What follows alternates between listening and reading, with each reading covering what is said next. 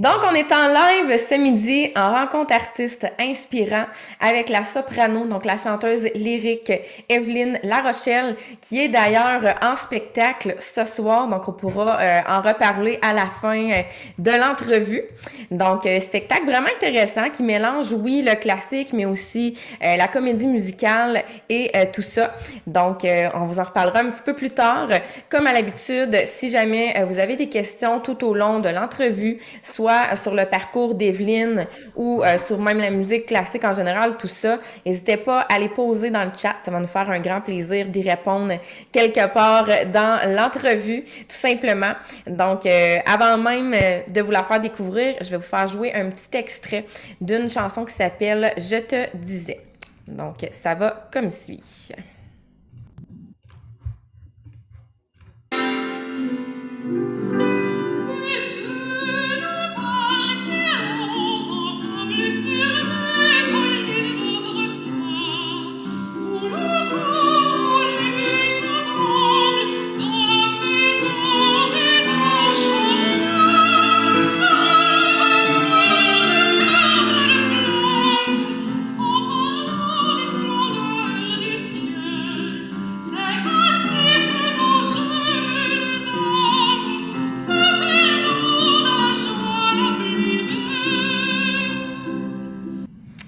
Donc, voilà, Evelyne Larochelle, soprano. Donc, merci beaucoup d'être là, Evelyne. Donc, je crois que c'est ton ensemble qui s'appelle l'Ensemble Renouveau. Oui, exactement. On est composé de 5 membres, violoncellistes, violonistes, pianistes, qui sera ce soir en spectacle avec moi. Et puis ma grande amie soprano également, Caroline Roussel. Génial. Donc, j'aime toujours commencer les entrevues en posant la fameuse question aux artistes. D'où te vient ton amour de la musique et du chant? C'est dans ma famille, c'est la famille du côté de ma mère qui avait déjà ça vraiment dans leur culture. Ils chantaient ensemble, c'est une famille de 6. Puis quand j'étais petite, on allait chanter à ma grand-mère qui était au foyer. Okay. Puis il y avait ma mère qui chantait alto, mon oncle qui chantait basse, mon père qui chantait ténor, puis ma tante qui chantait soprano. Fait que puis j'allais changer d'une place à l'autre, fait que ça m'a développé beaucoup l'oreille musicale. Là. Ouais. Puis c'est ça, l'amour de chanter a toujours fait partie de la famille. Là. Non, c'est vraiment le fun. Fait que tu dirais que tu as commencé à peu près vers quel âge le chant? Tu veux dire sérieusement ou pour le plaisir? Ben, pour le plaisir. Tu sais, vers quel âge, justement, tu as eu cette piqûre-là à ce moment-là, quand vous aviez l'ensemble avec ta famille? Tu avais à peu près quel âge? Ah, 5 ans. Vraiment toute ma vie, là. Tu sais, on s'assoyait au piano à Noël. Ma tante, elle avait le livre de Passe-Partout, là. Puis là, on chantait les chansons de Noël de Passe-Partout. Fait que, tu sais, j'ai grandi là-dedans, là, je te dirais 4 ans, là. 4 ans à peu près, ouais. Quand même. Puis, est-ce que tu as toujours chanté du classique? Parce que là, on t'a entendu chanter du classique. On sait que tu es une soprano, une chanteuse lyrique, mais est-ce que ça a toujours été ça ou tu as déjà chanté du pop, du rock? Ah, ouais. J'ai déjà chanté du pop, du rock. Oui, ça n'a pas commencé par le classique du tout, là. Non, nous, on chantait vraiment du pop. Adolescente, je me suis mis j'ai commencé par jouer de la guitare.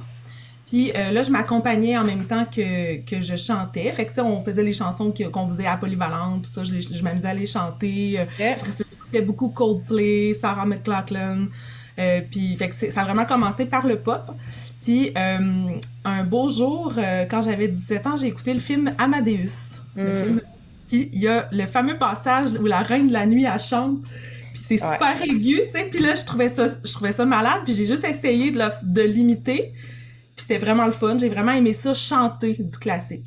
Mais pas en écouter. C'est ça qui est spécial. C'est vraiment en chanter, la sensation que ça procure dans les résonateurs, l'impression de puissance aussi, là, veut pas qu'on a quand on chante du classique.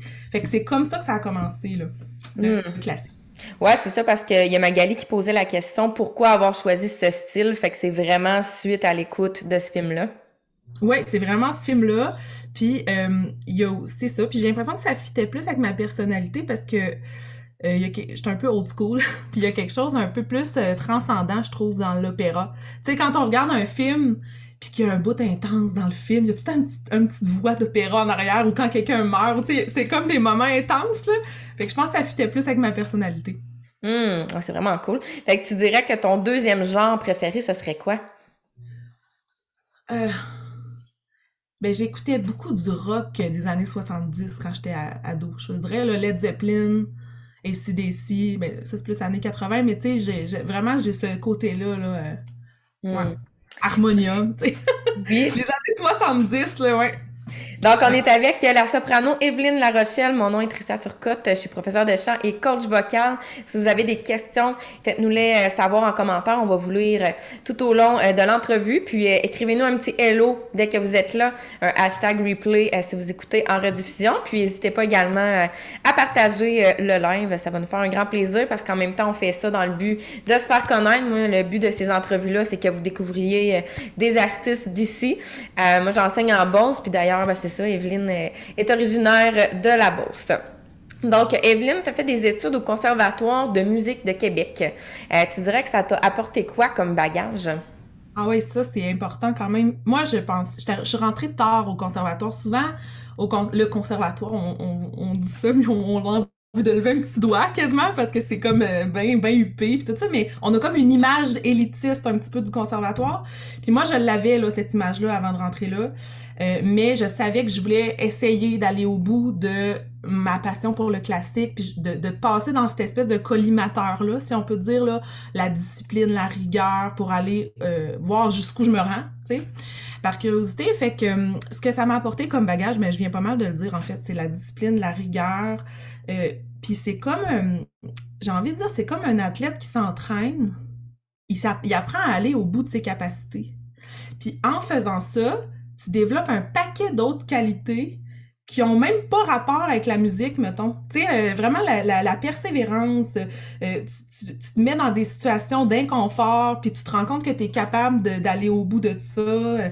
Le fameux examen de fin de bac, super angoissant parce que tu fais ton examen de chant à Montréal devant des juges invités de Montréal, puis c'est souvent des personnalités qui ont eu une grande carrière qui viennent te juger, puis toi, tu es là, puis tu claques des genoux sur scène parce que le petit coon qui arrive du Conservatoire de Québec, mais fait que c'est ça c'est ça le bagage que ça m'a apporté. Je dirais qu'après ce parcours-là, il n'y a pas grand-chose qui me fait peur, là. Tu sais, dans la vie, là. Ouais, parce que est-ce que tu as fait des auditions à passer pour entrer là, dans le fond? Ça fonctionne Oui, comment? oui. Ah oui, tu te prépares, tu as des auditions. Souvent, ils vont te demander des pièces de répertoire, un Mozart, puis ils vont te demander des langues différentes. Ils vont te demander de chanter des choses en italien, en français, en allemand. Hmm.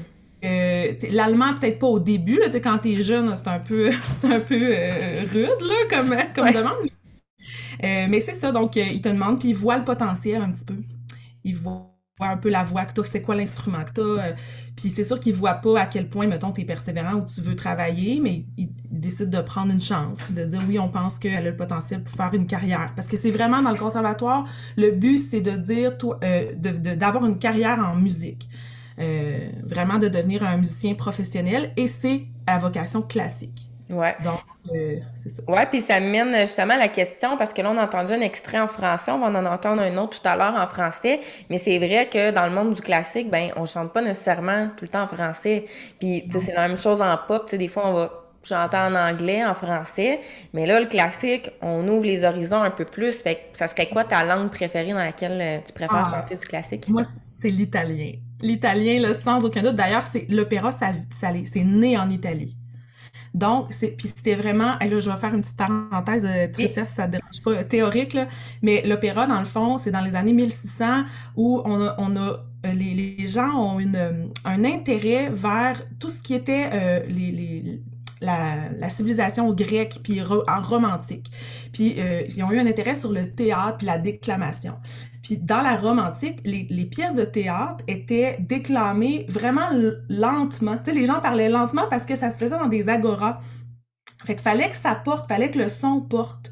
Ouais. Puis c'était comme ah je suis heureux. Fait que c'était tout lentement.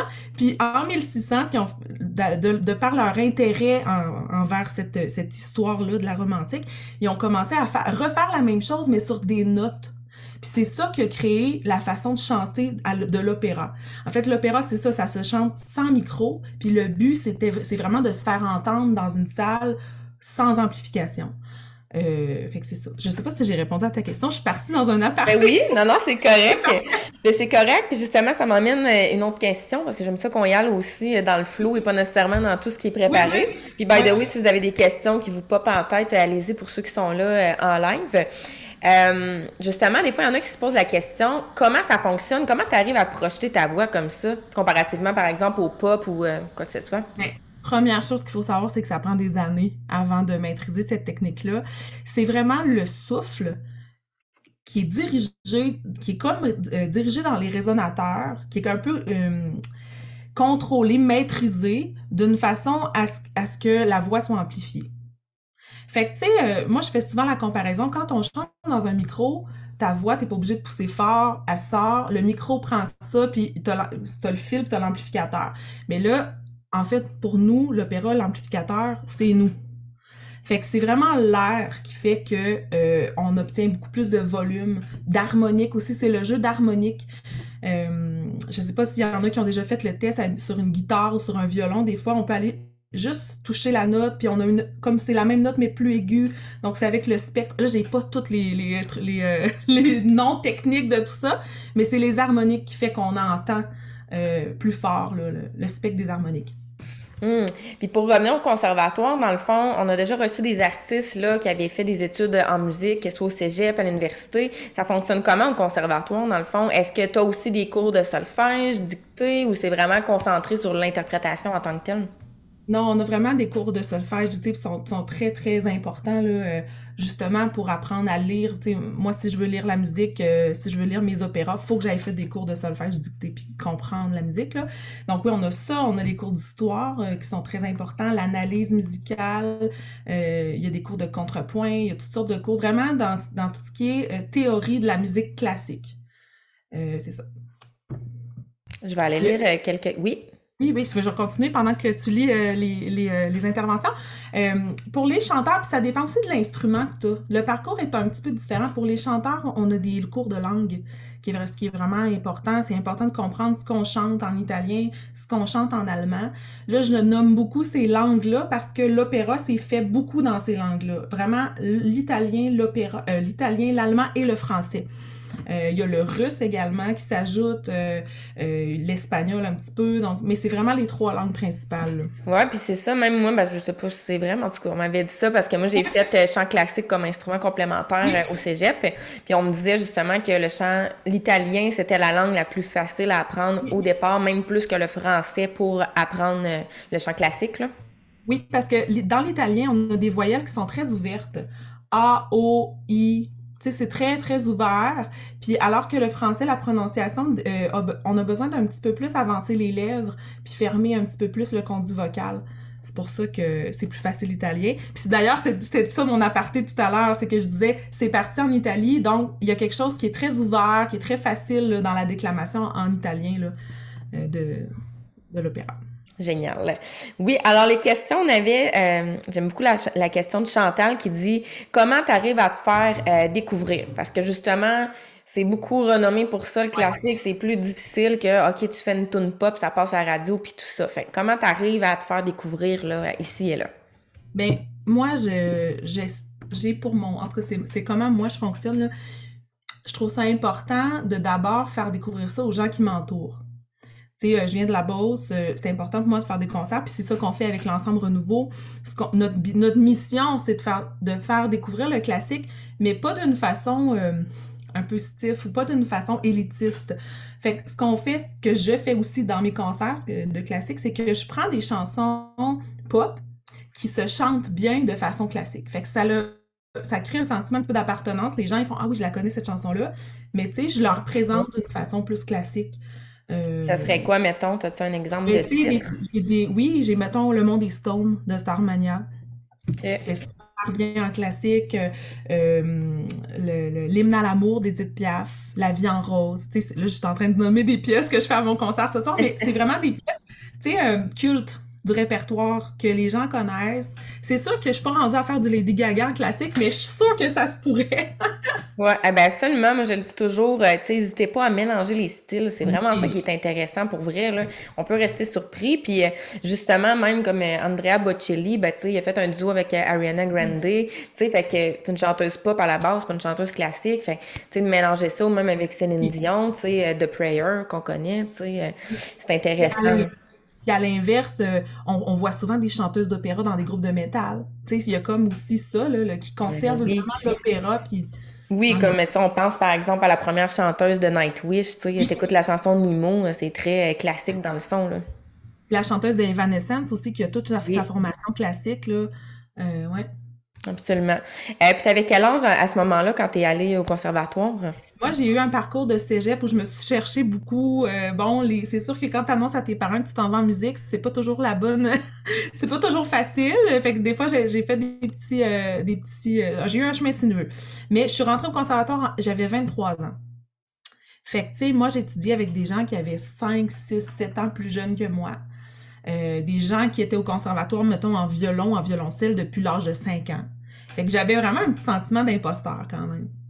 Ouais. Mais ça m'a vraiment prouvé que non, là, je veux dire, la fille de la Beauce, ça peut très bien aller faire son conservatoire, même si elle a pas appris la musique écrite, la musique théorique depuis qu'elle a 5 ans, tu sais. Ben, c'est ça, parce qu'à l'inverse, c'est pas comme au cégep, ça prend pas nécessairement 17 ans pour aller là. Je pense que tu peux rentrer Ouais. n'importe Oui, quel âge selon ton tu peux avoir parcours. 40 ans, puis même tu peux avoir 40 ans, puis décider que toi, tu as envie de t'accomplir, puis de faire ça dans ta vie, tu peux y aller, puis apprendre. C'est sûr que c'est difficile, c'est quand même un parcours qui est exigeant, mais moi, c'était un rêve vraiment là, de m'accomplir.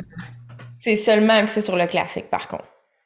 Oui, c'est vraiment, vraiment axé sur le classique. Je sais pas si ça va changer un jour. Il y a vraiment, moi je me rappelle, j'avais une enseignante de solfège qui nous faisait faire un peu des basses chiffrées, plus avec des septièmes, tu sais, des choses plus jazz, plus pop pour nous outiller. Mais en fait, ce que je t'ai pas dit dans mon parcours, c'est que moi j'avais déjà fait une technique en musique et chansons populaires OK? avant d'entrer au conservatoire. OK, OK. Fait que j'ai fait du jazz, j'ai fait du pop, tu sais, j'ai fait du classique tout ça en même temps, puis finalement j'ai choisi le classique, puis c'est pour ça qu'à 23 ans, je suis rentrée au conservatoire. OK. Fait qu'à ce moment-là, est-ce que tu avais déjà pris des cours de chant classique en privé avant d'aller même au cégep ou avant d'aller au conservatoire ou t'as vraiment appris sur le tas par toi-même? Ben, tu sais, le fameux événement où je chante La Reine de la Nuit dans mon salon parce que je trouvais ça donc ben cool, ben j'ai fait ça, puis je pense 2, 3 mois plus tard, j'auditionnais au campus Notre-Dame-de-Foix, là. Puis là, Hmm. fait que je l'ai eu un petit peu, je pense que je l'avais facile, là, de la position classique ou le thème classique. C'est comme si, voilà, je sais pas pourquoi. Hmm. Je sais pas pourquoi, mais fait que c'est ça qui a fait Ouais, puis c'est que je suis rentrée intéressant, en on a une conservatoire. question dans le chat de Jacinthe qui dit est-ce que ça prend plus de souffle pour chanter de l'opéra? Parce que tu sais, on peut penser que ok, c'est plus fort, tout ça. On a souvent dans les films le gros c'est montage de poitrine là, qui est comme un peu Ouais, une ouais, caricature. caricature. Fait que Ouais. ouais. Fait que tu Mais répondrais moi, quoi j'ai à ça? envie quand même de répondre que oui. OK? Parce que moi, tu sais, je me tente juste la cage thoracique, là. Moi, depuis que je chante de l'opéra, elle s'est élargie, ma cage thoracique, vraiment beaucoup. Là. Tu sais, il y a vraiment les muscles intercostaux qui travaillent beaucoup, le carré des lombaires pour contrôler le diaphragme. Fait que oui, ça prend plus de souffle, mais surtout, ça prend une gestion de souffle, une gestion des muscles respiratoires qui est athlétique. Là. Ouais, puis on pose aussi la question, est-ce que ça arrive souvent justement que tu as mal à la gorge? On peut parler par exemple de chanteurs d'heavy metal, souvent ils disent hey, au début quand on commence, tu sais ça fait mal et tout ça, c'est comme pas confortable. On pourrait penser la même chose avec le classique. Donc Ben, au début, quand on commence, oui, parce qu'on sait pas encore comment contrôler ses muscles. Parce que ce qui est censé forcer, c'est jamais la voix, c'est les muscles. Fait que moi, là, je sais déjà que demain matin, là, après mon concert de ce soir à Saint-Georges, je vais être raquée de partout. Raquée du dos, c'est normal. Tu sais, les muscles du cou, tout l'ancrage, là, le grand dorsal aussi, là. Fait que c'est vraiment les muscles. Parce qu'on retient, on ralentit l'expiration, en fait. ouais. On prend le plus d'air possible, c'est ça, puis on ralentit. Il y a Magali qui posait la question, avoir la chance de chanter avec un artiste, choisirais-tu un chanteur classique ou un autre style? Puis ça serait quel artiste? Avoir un artiste connu, probablement, hein? Ouais. Ben, moi, je vais dire, là, puis c'est pas du tout parce que je veux rester dans le classique, mais c'est parce que la sensation de chanter en harmonie avec quelqu'un qui chante de l'opéra avec toi, là, c'est extraordinaire. T'as toutes les vibrations dans le crâne, là, c'en est, tu sais, quand on vibre en tierce, mais justement, dans l'extrait que tu vas faire entendre tout à l'heure, je chante avec ma grande amie Caroline, puis c'est ça, on appelle ça le pouvoir des tierces, là. C'est vraiment là, les deux voix là, parallèles, là, il y a comme une empathie, une vibration par empathie qui se fait, là, par sympathie, je sais pas si j'utilise le bon terme, mais fait que c'est ça. Donc, si j'avais à choisir une artiste avec qui j'aimerais chanter, ce serait April Milo. April Milo, c'est une grande chanteuse des années dans les années 90, elle était beaucoup au Metropolitan Opera of New York. Puis c'est une madame qui m'a enseigné un petit peu, puis qui a comme une musicalité extraordinaire, qui est aussi soprano, mais en tout cas, je sais pas si on pourrait trouver du répertoire, elle et moi, à chanter en même temps, mais ça serait ça ma réponse. Donc c'est vraiment une personnalité du monde classique là, que je choisirais. Génial. Donc, on est pour ceux qui viennent de se joindre, parce que je vois qu'il y en a qui arrivent un petit peu, des fois, il y en a qui sont au bureau sur l'heure du dîner, ils arrivent après. Donc, on est en rencontre artiste inspirant avec la soprano Evelyne Larochelle. Si vous avez des questions tout au long du live, vous pouvez les poser dans le chat. On va vous lire un peu plus tard, là, au courant de l'entrevue. Puis, on écoutera d'ailleurs un autre extrait, là, tout à l'heure, que tu viens tout juste de parler. Donc, Evelyne, j'avais envie de te poser la question. Ta plus belle expérience musicale que tu as vécue, ce serait quoi? Ça peut être autant un spectacle qu'une expérience en studio et tout ça, là. Moi, ma plus belle expérience musicale que j'ai vécue, c'est en Italie. En 2019, j'ai chanté pour Richard Bunning, qui est un grand chef d'orchestre. Puis sa femme, c'était Joan Sutherland, une grande chanteuse d'opéra. Puis j'ai chanté pour lui une œuvre de Bellini. Et j'étais tellement nerveuse avant. C'est comme tu chantes pour un des meilleurs chefs d'orchestre au monde. Tu te sens petit dans tes shorts, là. Vraiment, là. Puis c'était un air. J'ai chanté Delia Ti auguri. En tout cas, c'est un air qui est très. Ça prend beaucoup d'agilité, puis c'est beaucoup dans l'aigu, puis ça va vite, tu sais. Puis moi, je suis quelqu'un qui est plus à l'aise dans les choses plus lentes, plus, tu sais, avec la voix plus grave un petit peu. Puis là, je m'exposais beaucoup. Puis j'ai juste serré les fesses, puis je suis allée, là, tu sais, vraiment. Puis ça a été... il est reconnu, ce monsieur-là, pour être extrêmement... Il a 84 ans, là, tu sais, c'est un vieux de la vieille, là, tu sais, old school, puis il en a vu, là, des chanteuses, puis il est reconnu pour être quand même vraiment critique, puis difficile dans ses commentaires, là. Genre, vraiment typique, là, tu sais, mais pourquoi tu chantes fort comme ça? Tu sais, vraiment, puis avec une expression un peu, genre... passé. Ben, oui, c'est ça, hein, ça fait peur, c'est ce que je dis. Mais ça s'est vraiment bien passé. Il a fini, là, il y avait un silence, là. J'ai fini de chanter, il y avait un silence, là.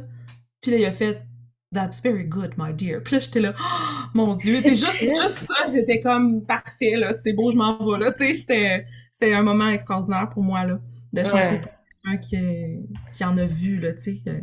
Ouais. Puis tantôt tu parlais justement, il y avait une question dans le chat, tu parlais que t'es raqué des fois au lendemain des shows et tout ça. On posait la question, est-ce qu'après un spectacle, t'as une routine de relaxation, tu sais, justement pour te détendre un petit peu, ou même avant, tu sais, comment tu te prépares pour que ça soit moins intense, hein? C'est surtout avant. Avant, là, j'essaie d'étirer mes muscles, c'est beaucoup les muscles du cou, là, qui travaillent, les muscles du dos, du bas du dos. Fait que j'essaie de m'étirer, je fais des exercices au sol, puis je fais beaucoup d'exercices de respiration aussi au sol, qui va vraiment susciter les muscles respiratoires. Fait que mon gros de la préparation, c'est avant. Mais savez-vous que cette question-là me fait réfléchir, puis je me dis, ouais, je pense que ça m'en prendrait une après aussi. Tu sais, souvent, on est tellement sur l'adrénaline qu'on se couche tard, tu sais, on finit la soirée, on prend un petit verre, on mange, parce que moi, je mange pas avant le concert, je peux pas, sinon, j'ai trop envie de, tu sais, j'ai de la misère à digérer, là, ça suscite beaucoup, ça bouge, là, le diaphragme, tout ça. Fait que c'est ça, mais je pense qu'après, effectivement, là, ce serait bien que je trouve une routine pour le retour au calme, tu sais, vraiment étirer le corps, c'est ça, ouais. Je pense que c'est des étirements que ça serait bien, ouais. Ça me fait réfléchir vos questions, merci. Ben oui. On a une autre question, justement, c'est super intéressant. Quand tu fais des shows, quel genre de public est là? Tu sais, on pense beaucoup, encore une fois, le classique que c'est des personnes seulement aux cheveux blancs, tu sais, qui assistent. Mais Ouais. est-ce qu'il y a quand même des jeunes qui s'intéressent de plus en plus à l'opéra? Est-ce que tu remarques ça ou... C'est encore beaucoup des personnes plus âgées, puis je comprends, c'est normal, rendu à cet âge-là, peut-être qu'on cherche quelque chose de plus calme comme style de musique ou de plus profond. Je dis plus profond, plus méditatif, je dirais, là. Mais avec l'ensemble Renouveau, nous, ce qu'on aime, c'est faire des. Tu sais, on a fait un medley de Walt Disney là, cet été. Tu sais, on a fait un Hmm. medley de La Belle et la Bête. Fait que, tu sais, on essaie comme d'aller chercher les jeunes un petit peu plus. C'est sûr qu'on n'est pas dans le gros pop, là, tu sais, on n'est pas là. Puis, mais vraiment, c'est notre mission. Puis c'est la question qu'on se pose, puis qu'on porte dans notre cœur, c'est comment aller chercher, aller intéresser les plus jeunes. On fait de la musique de film aussi. On avait fait la tune du générique de Game of Thrones. Fait que, tu sais, c'est ça. Ça, c'est dans nos questionnements, là. Hmm. On demande, est-ce que tu as un porte-bonheur quand tu fais des spectacles? Non, j'ai pas de porte-bonheur, non. Mais j'aime me centrer avant vraiment sur mes émotions, sur ce que je ressens à ce moment-là, parce qu'on n'est jamais la même personne. Tu sais, on change, peu importe ce qui s'est passé dans notre journée. Fait que j'aime ça prendre un moment pour faire, OK, là, je suis qui, puis qu'est-ce que je veux communiquer au public ce soir, qu'est-ce que je veux leur donner, à travers les chansons. Ouais, puis tu parlais d'étirement physique, tu parlais de respiration. Fais-tu quelques vocalises aussi préparatoires ou... Pas trop. Moi, je trouve que trop de vocalises, ça fatigue plus que d'autres choses, là, surtout avant un concert, là.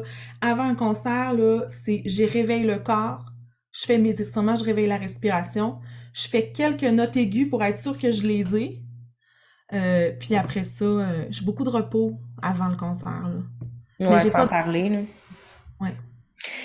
Si on revient en 2018, tu as obtenu le prix du conservatoire avec distinction à l'unanimité. Ça représente quoi pour toi, ce prix-là?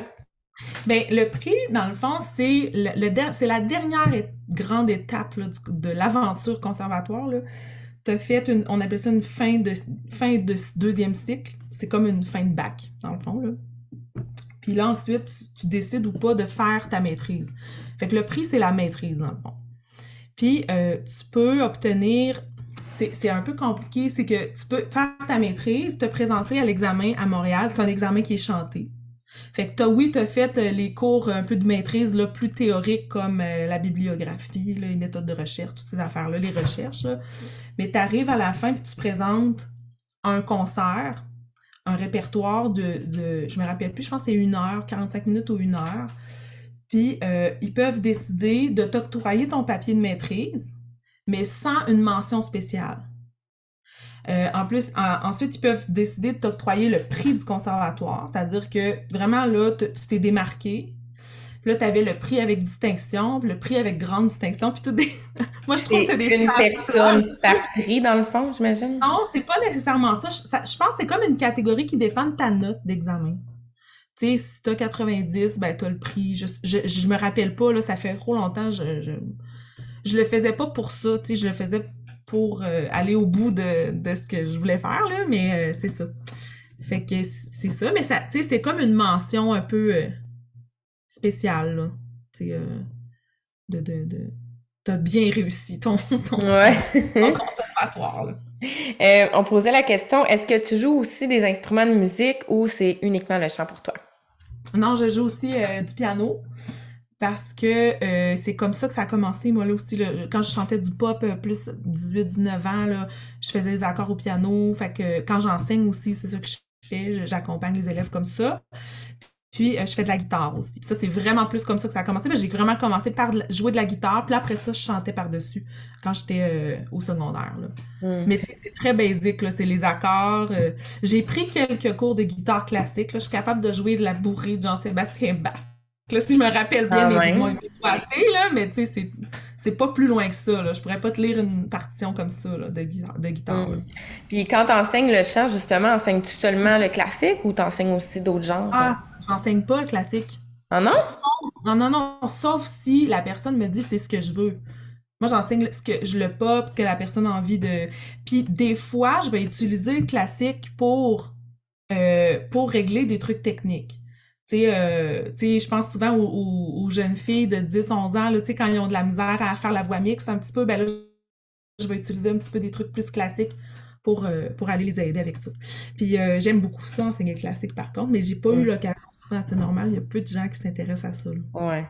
Ouais. Depuis juin 2018, je sais pas si tu as terminé, mais tu poursuivais ta formation au sein du studio Vétéré. Est-ce que tu peux nous Oui, parler de cette expérience-là? oui, oui, c'est encore le cas. Je suis encore au sein du studio. Je continue de prendre des cours de chant, de m'entraîner.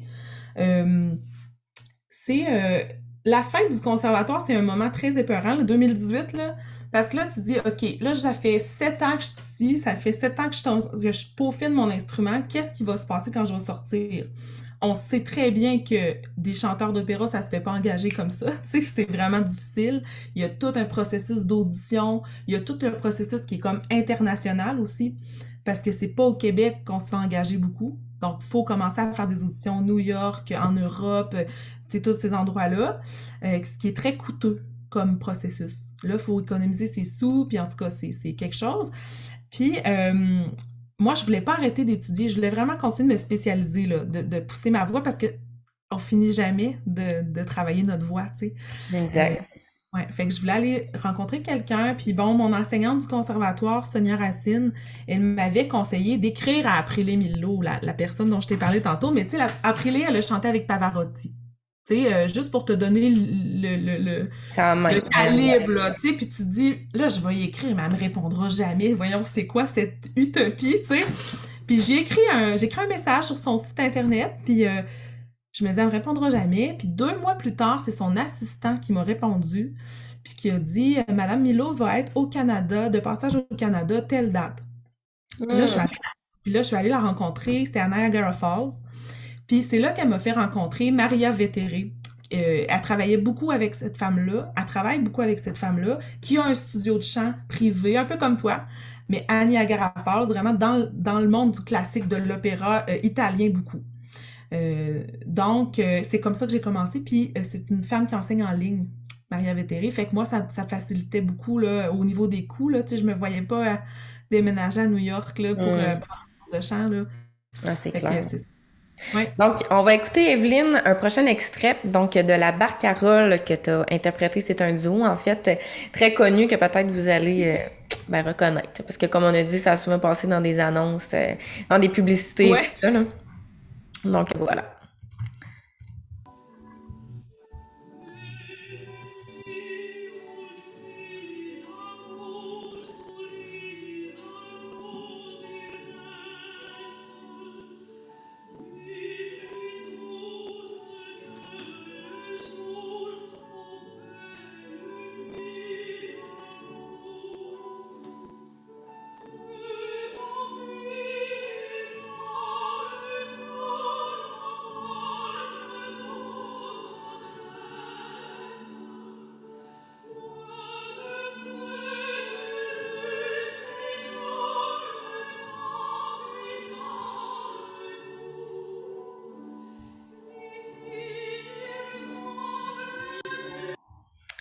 Donc, voilà. Evelyne, tu as joué plusieurs rôles importants, dont Mimi dans la Bohème de Puccini, Lisa dans la Somnambula de Bellini à l'Opéra de Niagara, justement, pour ne nommer que ceux-ci. Depuis le début de ta carrière, quel rôle as-tu préféré jouer et pourquoi? C'est Mimi, sans aucun doute. Parce que, c'est ça, la Bohème de Puccini, c'est un opéra vraiment... En tout cas, si un jour vous avez l'occasion d'aller le voir, puis vous voulez vous initier à l'opéra, c'est un opéra qui est court, moi, je le trouve extraordinaire. C'est l'histoire de Mimi qui vit dans une petite chambre à Paris, bien humble, bien humble. Elle fait de la broderie, puis tout ça, puis tout d'un coup, je pense elle a plus de feu. Elle a plus de feu, parce que ça se passe dans les années 1800.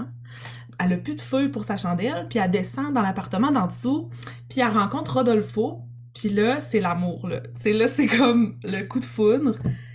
Mais elle est vraiment timide, puis c'est toute sa personnalité que j'aime beaucoup. Tu sais, c'est ça, quand on chante un opéra, on est actrice à la fois. Tu sais, on est chanteur, mais on est surtout actrice. Puis c'est tout son parcours amoureux, passionnel avec Rodolfo. Donc c'est un peu les déchirures puis les renouailles en même temps, là. Ça, c'est pas un mot qui existe, j'invente des mots, moi, Tricia. Mais bon, c'est Correct. ça. Fait que c'est mon rôle préféré. La musique, elle est exceptionnelle. La musique de Puccini, c'est extraordinaire. Si vous avez la chance d'écouter Miki Mano Mimi, l'opéra au complet, puis je vous dis pas comment ça finit. Mais écoutez-le jusqu'à la fin. C'est vraiment extraordinaire, ouais. Ça finit D'ailleurs, souvent pareil, hein, avec allez, quelque chose de moi, tragique. derrière moi, j'ai son portrait à Puccini, là. Je suis allée Hmm. voir sa maison en Italie, là. J'ai Ah. un peu un culte un petit peu dévoué, vrai, je suis vraiment dévouée à Puccini, là. C'est extraordinaire, sa musique. C'est Hmm. passionnel, c'est vrai, c'est... Ouais. Tu as parlé un petit peu tantôt des auditions. Est-ce que c'est toujours toi, justement, qui dois aller passer des auditions ou des fois, c'est des agences qui t'approchent pour les rôles? Ben, c'est rare, là. Il y a tellement, tellement de chanteurs classiques. En fait, on pense pas ça, mais il y en a une tralée, là. C'est vraiment quelque chose. Donc, souvent, c'est nous qu'il faut qu'ils cherchions les endroits où il y a des auditions. Puis là, le processus, c'est qu'ensuite, tu trouves un agent. Mais tu sais, ça t'en prend un petit peu en dessous de la couverture là, pour avoir un agent là, quand même. Là. Faut que tu aies fait certains contrats, tout ça. Puis il y a beaucoup aussi les concours internationaux dans le monde du classique. Là. J'en ai fait un, moi, l'an dernier. Je suis allée en Italie faire un concours international. Euh, puis ben c'est ça, c'est très, très difficile. Il y avait 80 chanteurs, puis il y a juste un gagnant, là, tu sais.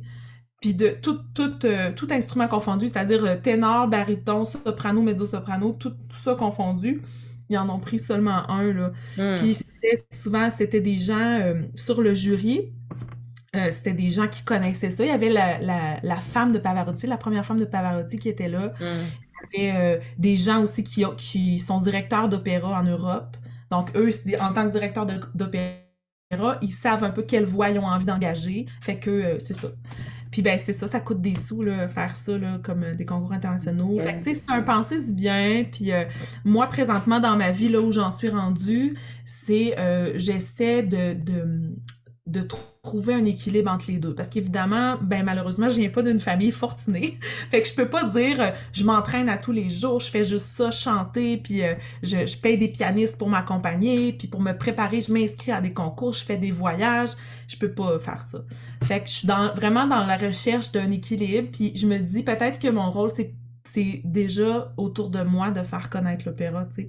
Fait que j'essaie de faire ça en même temps. Puis j'exclus pas la carrière internationale, mais c'est une game, là, tu sais, c'est vraiment... c'est ça. On est ailleurs, là, quand on vise ça. Hmm. On a des belles questions. Est-ce que tu participes aussi des fois à des événements comme des comédies musicales? Parce que oui, l'opéra peut se ressembler en quelque sorte, les opérettes à la comédie musicale. Il y a quand même quelques différences. Fait que est-ce que tu as déjà participé à des trucs un peu plus comme ça, pop ou rock? Ben, dans le temps que je faisais ma technique en musique et chansons populaires, oui, j'en ai un petit peu fait. Mais comme là, ensuite, j'ai décidé de vraiment prendre une tangente vers l'opéra, je suis restée avec l'opéra. Mais j'exclus pas la possibilité de faire ça un jour, là. Mais non, je suis vraiment plus dans l'opéra. Puis on posait aussi, est-ce que tu as déjà écrit des chansons ou as-tu déjà fait des albums? Hey, j'aurais tellement aimé ça, avoir le gène de la créativité, mais je l'ai pas. Pour inventer des chansons, je l'ai pas du tout. Mais tu sais, des fois, je vais avoir des élèves qui, eux, ont l'idée, puis là, moi, je peux les aider à structurer leur idée, tu sais. Mais j'ai pas ça, ce gène-là. Même pour les paroles, non, ça m'est jamais arrivé d'inventer des chansons. Puis des... Hmm. Puis avec ton ensemble renouveau, est-ce que tu as déjà disqué quelque chose? Est-ce que tu as déjà enregistré en studio? Ou, Non, mais c'est dans nos projets, là. On aimerait vraiment ça. La chanson que tu as fait écouter au début de l'entrevue, ça s'appelle Je te disais, puis c'est Simon Desbiens, notre violoncelliste et arrangeur, qui l'a inventé, qui l'a composé sur un poème de Victor Hugo. Puis il est vraiment prolifique là, comme compositeur, là, Simon. Puis ben c'est ça, ça serait vraiment dans nos projets d'en disquer ce genre de répertoire-là, parce que le problème en classique, c'est que comme on chante puis on joue du vieux répertoire, ben il a été enregistré plein de fois. Tu sais, les nocturnes de Chopin, ils ont été enregistrés, je sais pas combien de fois, fait on aurait peut-être une authenticité ou une unicité d'enregistrer ses compositions. Fait que ça serait peut-être plus ça notre Mais en projet. même temps, au niveau des droits d'auteur, j'imagine que c'est moins compliqué par contre. Oui. Ben, les droits d'auteur, l'avantage quand on fait du classique, c'est que souvent les compositeurs sont morts depuis plus de 50 ans. Donc, on a les droits d'auteur pour les partitions. Tu vois, je pensais que c'était 100 ans même. Ah, mais il me semble que c'est 50. Ça se peut. Il me semble que c'est 50. Fait que souvent, on vérifie les dates de mort de certains compositeurs. Là. C'est comme. Euh, c'est qui Stravinsky là, qu'il faut vérifier. Je pense qu'il est mort dans les années 70. Puis là, ben, ouais, c'est ça. Ouais, c'est ça, puis c'est compliqué des fois l'histoire de OK, ben la femme est pas morte ou tout ça. Fait que, Oui, tu oui. sais, Ouais. c'est ça, ça rajoute un petit quelque chose. Tantôt, tu as parlé avec qui t'aimerais faire un duo, mais si tu avais adressé un top 3 à des artistes qui t'inspirent le plus, ce serait qui? Et là là là là. Euh, qui m'inspire le plus? Radiohead. Vraiment beaucoup. Euh, hey, j'ai de la misère. Björk, elle m'a inspiré beaucoup aussi. Hmm. La chanteuse Björk. Puis, mais dans le monde du classique, j'aurais voulu y penser avant, Tristia, attends un petit peu. Dans le monde du classique. C'est tout le temps la question la plus tough de l'entrevue, ça. Ouais, hein, vraiment. Puis, tu sais, on peut pas se préparer, tu sais. Faut le dire spontanément. Attends un petit peu. Dans le monde du classique, l'artiste qui m'inspire le plus, je pense que c'est euh, ben, Anna Netrebko, je l'aime beaucoup. J'aime beaucoup ce qu'elle a fait. Ouais. Mais attends, là, je suis un petit peu attention. J'aime vraiment ce qu'elle a fait entre les années genre 2005 puis 2015. Elle a fait beaucoup de bel canto, puis j'ai trouvé ça magnifique. Mais là, je trouve qu'elle chante des choses un petit peu trop grosses pour elle, puis sa voix a changé. C'est comme on dit, la voix change tout le temps, elle évolue Ouais. avec l'humain qu'on est. Puis c'est ça. Donc, je dirais ces artistes-là. Calas, Renata Tebaldi aussi. Ouais. Mais c'est des chanteuses old school, hein? Ouais, puis as-tu une préférence justement, tu sais, souvent on dit même chanteuse d'opéra, mais en fait c'est chanteuse lyrique, chanteuse classique, parce qu'il y a différents, c'est un peu comme dans le jazz, il y a différentes branches là, tu sais, oui il y a les airs d'opéra, on sait qu'il y a les leads aussi, il y a le bel canto justement, il y a Ouais, plein de ouais. styles différents dans le classique. Fait que souvent on dirait que chanteuse classique, quand on dit ça, ça dit pas grand-chose aux gens, faut dire chanteuse d'opéra, tu sais. Fait que est-ce qu'il y a un genre en particulier que t'aimes faire dans le monde classique? Ouais, c'est vraiment le bel canto. Puis la musique baroque aussi. La musique baroque, là, c'est avant Mozart. Fait que c'est dans les années 1600, on est avec Handel. J'ai vraiment, vraiment beaucoup d'amour pour cette musique-là parce que c'est une musique qui est simple, mais qui est comme vrai. Moi, je trouve ça, c'est flamboyant. Puis le bel canto aussi, en fait, c'est flamboyant, puis c'est simple. Mais je pense que c'est ça, là, c'est les deux, dans le fond, c'est simple et flamboyant, là. Ouais, absolument. On posait la question, est-ce qu'il y a un endroit que tu rêverais de faire un spectacle un jour? Ah oui, c'est sûr que n'importe quelle chanteuse classique va dire la Scala de Milan. À Milan, en Italie, là, c'est ça, il y a la maison d'opéra qui s'appelle La Scala. Puis c'est ça, je pense que c'est comme le rêve de ça, puis le Metropolitan Opera of New York. Mais le Met à New York, c'est très, très grand. Fait que ça demande beaucoup de force là, pour chanter puis remplir la salle. La Scala, je pense que c'est un petit peu plus petit. Mais il y a quand même, je pense, certaines chanteuses classiques qui mettent des petits mini-micros quand même à l'avant de la scène, des fois, juste pour capter un peu, hein? Oui, dans certains, oui, oui, oui, dans certains. Je sais pas s'ils font ça les salles que je viens de nommer, mais effectivement, là, de nos jours, là, il y a une captation là, pour que ce soit, pour éviter les drames. Là. Des fois, une chanteuse qui a moins de puissance un soir puis qui passe pas par-dessus l'orchestre, parce que c'est un orchestre de 70 musiciens, puis t'as Ouais. pas de micro, tu sais. C'est ça. Fait que c'est ça. Ta plus grande fierté, Evelyne, en tant qu'artiste, jusqu'à présent, ce serait quoi? Et là là, ma plus grande fierté. Euh, Moi, je pense que c'est d'être resté les deux pieds sur terre. Après un parcours J'aime comme ça. ça, puis tu sais, vraiment dans le monde du classique, là. Tu sais, c'est vraiment, il y en a des gens élitistes dans le classique, tu sais. Puis j'ai été tentée aussi de devenir comme ça, puis un peu mondain, puis un peu hautain aussi, là. Il y en a vraiment des gens comme ça, mais en même temps, dans ce monde-là, il y a des gens extraordinaires, tu sais.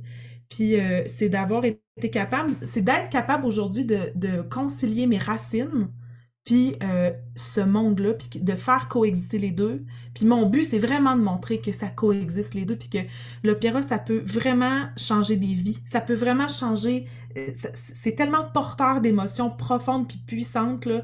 Puis moi, mon plus grand cadeau, là, c'est quand les gens sont tous chamboulés après un concert. C'est ça mon plus grand cadeau, parce que Hmm. moi que j'avais fait, puis j'étais un peu, puis que j'avais fait une fausse note ou une affaire qui a mal sorti, je m'en fous. Puis le problème, c'est que dans le monde, une certaine strate du monde du classique, t'as pas le droit de faire de fausses notes. Fait que c'est d'être ma plus grande t'as une petite larme, Tricia. Mais c'est ça, c'est d'être resté proche des gens, genre de rester proche des gens, c'est ma plus grande fierté. Non, j'étais émue parce que je me reconnaissais dans tes paroles, tu sais, c'est ça, c'est vraiment de Ouais. rester comme fidèle à soi-même, puis, tu sais, malgré tout le parcours qu'on a, ou tu sais, même des fois, on se fait dire, hey, t'es pas bonne, ou whatever, tu sais, de rester soi-même, puis, tu sais, pas prendre le moule que les autres voudraient qu'on prenne, tu sais, fait que je trouve ça beau, tu sais, que tu l'expliques comme ça, parce que c'est vrai, tu sais, moi aussi, j'en ai côtoyé beaucoup des gens dans ce monde-là, puis, tu sais, en jazz aussi, ça a été ça, mais on dirait que le classique a tout le temps été réputé pour justement du monde qui est un peu plus fresh, puis tu sais, moi, je l'ai beaucoup senti même dans mes études à l'université. On dirait que j'avais l'impression que ces gens-là se pensaient comme plus haut que les autres. Mais, tu sais, je sais qu'il y avait des bonnes personnes à travers, mais on dirait que c'était comme la philosophie. Fait que, tu sais, Ouais. de rester soi-même à travers tout ça, c'est beau, là. Il y a beaucoup de gens qui ont comme besoin de se rattacher au classique pour se donner de la valeur. Tu sais, Ouais. comme pour se sentir plus important. Puis, qu'est-ce que je voulais te dire donc? J'allais oublier, ça va peut-être me revenir. Ma larme qui t'a déconcentré. Ouais. Non, non, mais c'est justement en lien avec ça. Euh, en tout cas, c'est pas grave. C'est ça. On demande, est-ce qu'on peut étudier l'opéra à n'importe quel âge, selon toi? Oui, oui, oui, oui, mais pas avant l'âge de 14 ans. Tu sais, pour une fille, là, ça peut pas être avant 14 ans trop, trop, là. Puis pour un garçon, pas avant l'âge de 16 ans. Ouais, parce qu'on n'a pas fini de se Après la développer. mue. Oui, Ouais. c'est la mue, hein. C'est vraiment la mue vocale là, qui fait. Mais oui, là, vous avez 80 ans, là. Let's go. Genre, pas de blague, là. On sera peut-être pas des Pavarotti tout de suite, là, mais parce que ça, il y a plein, c'est tout ce qu'il y a autour. C'est pas le résultat qui compte tant que le process. Tu sais, le processus de se libérer les émotions, être dans notre corps, tu sais, essayer des affaires, réussir à faire une note qu'on pensait jamais qu'on serait capable, tu sais, c'est ça. Ouais. Ouais, puis tu sais, je pense que c'est qu'est-ce que ça nous procure au final, tu sais. C'est la Ouais. même chose moi aussi, là, tu sais, si, je le dis à mes élèves, si c'est ça qui te fait du bien, tu sais, même si t'as pas la voix la plus belle du monde, on s'en fout, tu sais, si toi ça te fait du bien, c'est ça qui est important. Puis ça mène à une question un peu loufoque, Oui.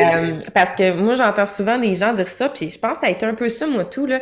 Moi aussi, on dirait que le classique, c'est venu comme naturellement comme ça quand je l'ai commencé, versus le pop, j'ai rushé, tu sais, pour vraiment l'apprendre comme il faut. Mais le classique, c'est venu naturel tout de suite, puis le monde il était comme voyons, tu l'as donc bien, puis ça sonne, puis tu sais le pop, j'étais comme voyons, je suis donc même pas bonne finalement, tu sais en arrivant au cégep. Puis c'est ça, tu sais, on a l'impression que souvent les gens disent j'ai comme appris le classique au début en niaisant un peu, tu sais quand on est jeune, on niaise un peu avec notre voix. Fait c'est-tu venu un peu comme ça aussi de ton côté? C'est exactement ça. Puis le meilleur exemple de ce que tu viens de dire, là, c'est quand je vais dans les classes, des fois, remplacer, puis là, je chante l'opéra aux élèves, puis là, c'est automatique, là, la minute, tu le sais, toi aussi, tu le fais sûrement, la minute après, tous les enfants s'essayent, wouh, wouh, puis là, ils essayent, puis ils jouent. C'est vraiment en jouant que, c'est ça. Ouais, puis on J'ai- est vraiment surpris quand que, moi, je l'ai fait souvent moi aussi, comme tu dis, soit que ça vient ben silence dans la classe, ou que les élèves sont comme, ben voyons, tu sais, ça sort d'où, puis Oui. comment t'arrives à faire ça, puis tu sais, c'est impressionnant à entendre, tu sais, ça, c'est comme full fort, puis hein, tu sais. Puis c'est vrai, les gens.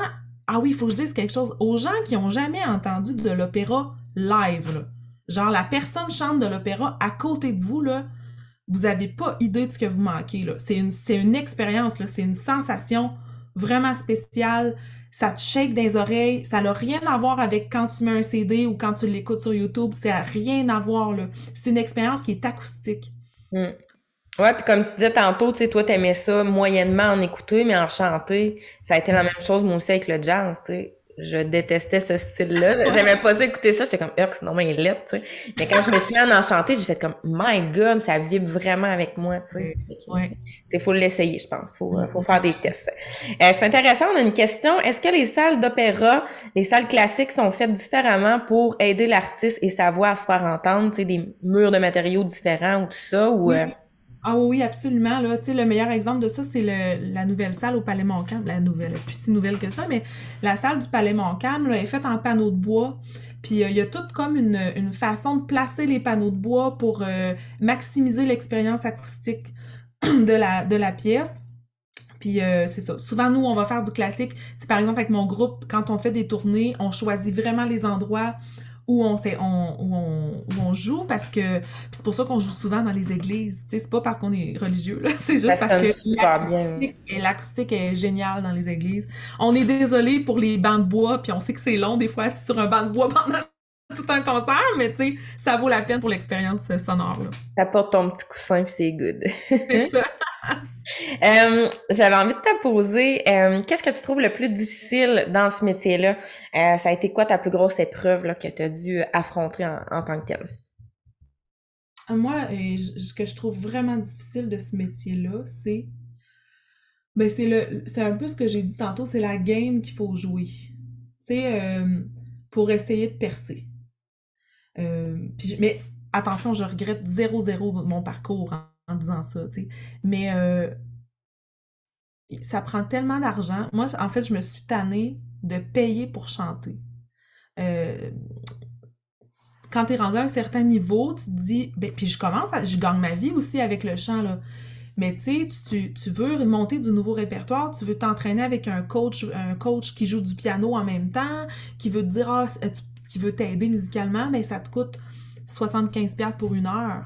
Tu sais, après ça, il faut que tu fasses une audition quelque part. Ton audition, il faut que ça te coûte quelque chose. C'est tout ce qui entoure ça. C'est tout le côté financier qu'il faut toujours débourser de l'argent. C'est où, là, je veux pas aller je veux pas être trop cynique, mais tu sais, il y a quand même aussi beaucoup d'abus, là. Tu sais, on parle des MeToo ces temps-ci, là. Ça existe, ça, dans le milieu classique. Puis ça Hum. existe beaucoup. Beaucoup, là, ce qu'on voit beaucoup maintenant, ça existe. Euh, Moi, j'ai des amis qui sont homosexuels, puis ça existe beaucoup entre homosexuels aussi, des gens qui ont des postes de pouvoir, un peu de direction artistique, tout ça, mais qui vont, tu sais, fait que c'est ça. On parle beaucoup des MeToo pour les femmes, mais il y en a aussi pour les hommes, c'était ça mon point. Puis c'est ça, Ouais. ça reste un milieu c'est ça, qu'il y a beaucoup d'appelés puis peu d'élus. Puis quand il y a beaucoup d'appelés puis peu d'élus, des fois, les gens sont prêts à faire un peu n'importe quoi là, pour avoir Ouais. un rôle, hein. Si on y va sur une note plus positive Oui, maintenant. merci. Est-ce que tu as une anecdote loufoque à nous raconter, quelque chose qui s'est passé lors d'un spectacle? Il faut que je pense à ça. Ou un secret de loge, là, quelque chose que tu n'as jamais dit, mettons, ça peut être ça et tout. Ben, moi, je repense à mon dernier concert avec Bruce, avec mon ami pianiste. Puis, tu sais, il y a comme tout un décorum hein, quand on chante du classique. On s'habille en. Tu sais, l'homme porte un veston parce que bon, c'est comme c'est comme une façon de faire qu'il faut connaître, qu'il faut comme respecter parce que la majorité des gens s'attendent à ça quand ils viennent voir un concert classique. Tu sais, ils viennent voir une chanteuse d'opéra chanter, si elle est en jeans ou en pantalon de cuir, ça marche pas. Tu sais, il y a comme ce décorum-là. Puis mon cher ami Bruce, il avait oublié ses souliers noirs, ses beaux souliers noirs. Puis là, il y avait juste des chou-claques blancs. Puis il était en complet Hmm. veston noir. Mais en même temps, je trouve ça loufoque, tu sais. Puis on se présentait en plus dans un concert où il y avait beaucoup d'enseignants, de nos anciens enseignants du conservatoire. Tu sais, tous Ok. les gens qui nous ont montré à pas faire ça, tu sais, qui étaient là. Puis c'est ça. Fait que là, lui, il jouait son piano avec ses chou-claques blancs en veston complet noir. Puis, mais c'est ça, tu sais, il y a Yannick des Ességuins qui travaille beaucoup, tu sais, il se met des cotons ouatés pour diriger l'orchestre. On dirait qu'il faudrait s'en aller vers ça. Puis moi, Ouais. ça me fait vraiment réfléchir, ça. C'est un autre sujet, là, mais tu sais, de me dire pourquoi je pourrais pas aller faire mon concert, je sais pas, en haute habillée, je sais pas, avec un veston ou. Ben, je pense que ça revient un peu à ce que tu disais tantôt, tu sais, d'être fidèle à soi-même. Tu sais, si toi, de facto, ben oui, c'est le fun de se mettre une belle robe et tout ça, mais si t'as le goût Ouais. d'être autrement, tu sais, Ça serait le Ouais, fun de c'est ça. pouvoir le faire, puis de sortir un peu des sentiers battus, même si c'est OK tout le temps ça qui a été fait. Je Ouais. pense que c'est beaucoup ça, tu sais. Moi, les gens que j'ai connus, tu sais, il y en a plusieurs que... Puis même moi, j'ai eu cette réflexion-là. Au début, j'étais comme, ouais, c'est le fun, le classique, tu sais. On peut se costumer, les opéras, tout ça. Mais on dirait qu'il y avait cette partie-là que, OK, suivre une partition by the book, j'étais comme... Hey, une année, je peux même plus, tu sais, être moi-même. Interpréter, tu C'est sais. ça, faut que ça soit comme c'est dicté dans la partition. Fait que, tu sais, ça, je trouvais comme ça un peu trop strict, tu sais. Je pense que c'est ça qui m'a Ah fait ouais. divaguer vers le jazz au final. Ouais. Je comprends, oui, oui. Puis l'impro, hein, dans le jazz, il y a de l'impro, il y a toute cette Ouais, place-là pour improviser, là. exact. Donc, si jamais il vous reste une dernière question, il nous reste à peu près 5 minutes. Donc, on est avec Evelyne Larochelle, soprano. Et ben, pour les dernières questions, j'aime toujours poser, ça serait quoi le meilleur conseil que tu pourrais donner à quelqu'un qui aimerait ça développer une carrière en musique ou en chant? Développer une carrière en musique, euh, fais-le parce que tu en as besoin. Ce serait ça mon meilleur. C'est-à-dire, faut que ça vienne de toi. Faut que ça vienne de toi. Faut que ce soit comme moi, j'ai besoin de ça pour m'accomplir. C'est un rêve. C'est ça que je veux faire. Puis en étant détaché du résultat. Puis en donnant le meilleur de ce que tu as. C'est dépasse-toi toi-même. C'est ça mon.